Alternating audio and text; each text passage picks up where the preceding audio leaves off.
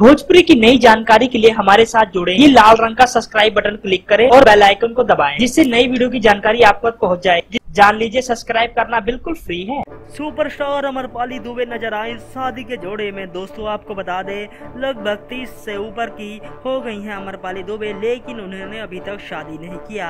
इस बात पे पूरा भोजपुरी इंडस्ट्री बेकरार है कि आखिर कब करेंगी अमरपाली दुबे शादी। दोस्तों आपको बता दें, इस फोटो को ध्यान से देखिए। इस फोटो में अमरपाली दुबे शादी के जोड़े में नजर आ रही हैं। पहले अनुमान लगाए जा रहे थे दिनेश लाल यादव निरहुआ के साथ शादी कर ली अमरपाली दुबे ने, लेकिन दोस्तों ऐसा नहीं था, उन्होंने शादी नहीं किया था।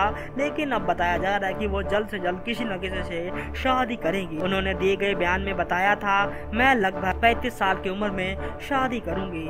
देखते हैं दोस्तों क्या करती हैं और कब करती हैं अमरपाली दुबे शादी। दोस्तों हम आपको बता दें, अमरपाली दुबे 1 से 2 सालों के अंदर शादी करने का मूड बना रही हैं। धन्यवाद। उनका कहना है कि मैं कोई लड़का भी देख रही हूँ, अगर आपके निगाह में है तो हमें जरूर बताएं।